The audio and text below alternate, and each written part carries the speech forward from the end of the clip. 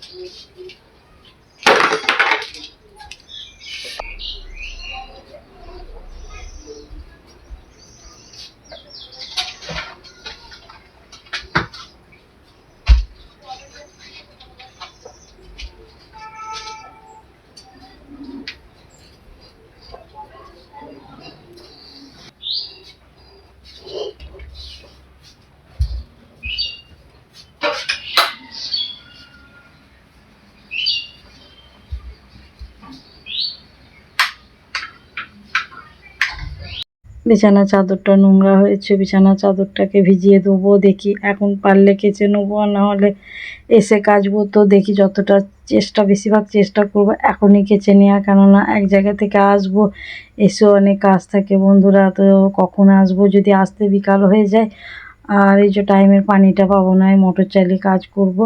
তো দেখা যাক কখন কি।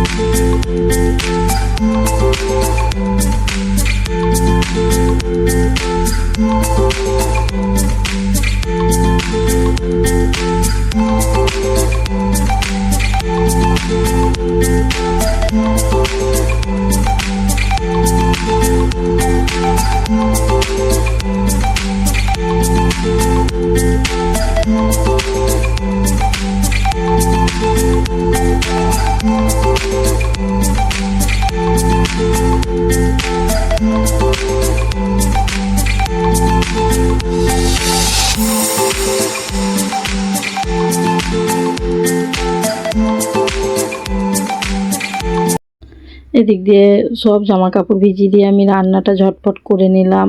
তো সকালবেলায় আমার ভাই বাজার যেয়ে মাছ সবজি অনেক কিছু এনে দিয়েছিলো, তো আমি ঝটপট রান্না করে নিলাম। কিছু মাছ আমি বেছে ফ্রিজেও ভরে রেখে দিয়েছি, তো সব কিছু দেখাতে পারিনি। আর দেখতে পেলে আমি কত জামা কাপড় কাচলাম, তো একা হাতে সমস্ত কিছু করতে হচ্ছে। মা যদি সুস্থ থাকতো তো মায়ের তো আমাদের মিলেমিশে কাজ করতাম, ভালো লাগতো। তো মায়ের এরকম অসুস্থ দেখে নিজেকেও ভালো লাগছে না। তো অনেক জামা কাপড় ছিল, ঝটপট কেচে নিলাম। আর এই যে টাইমের মধ্যে পানি চলে যাবে, তো আমি সব পানিগুলো ভরে নিয়ে ঝটপট গোসল করে নিই। আর আমার মেয়েকে দেখতেই পেলে বন্ধুরা আমার সাথে ঘোরাঘুরি করছে। তো আমাদের খুব বড় উঠোন, তো আমার ছেলে মেয়ে এলে খুবই ভালো লাগে ওদেরকে, এত বড় উঠোন পায়, তো ওরা খেলে বেড়ায়। তো আমাদের দিক দিয়ে দুটো মেন গেট আছে, দুদিক দিয়ে। তো এই ধারে মেন গেটটা দেখলে, তো ওই ধারেও একটা গেট আছে, তো দেখাবো। তো আমি এই যে পানিগুলো সব ঝটপট ভরে নিই। তো বন্ধুরা আমি কাল বিকেল থেকে নিয়ে আজ সকাল পর্যন্ত অনেক কিছু করলাম, অনেক কিছু আপনাদের সামনে তুলে ধরলাম, অনেক কিছুই শেয়ার করলাম। তো ডাল হয়ে এসেছে, পুঁইশাক পাতাটা ধুয়ে ডালে দিয়ে দিলেই আমার হয়ে যাবে আজকে সমস্ত কাজ। তো গোসল করে নিয়ে মাকে নিয়ে তো আমি বেরিয়ে যাব। এদিক দিয়ে ছেলে মেয়েকে আমি খেতেও দিয়ে দিয়েছি। আর বন্ধুরা অনেক ভিজে গেছি, গোসল করে নেব। আর বন্ধুরা ভিডিওটা অনেক বড় হয়ে গেছে, তো আর বেশি বাড়াবো না। তো আমি এই ভিডিওটা এই পর্যন্তই শেষ করে দিচ্ছি। আসসালামু আলাইকুম, টাটা। আমিও ভালো আছি, আপনারাও আল্লাহর রহমতে খুব ভালো থাকবেন।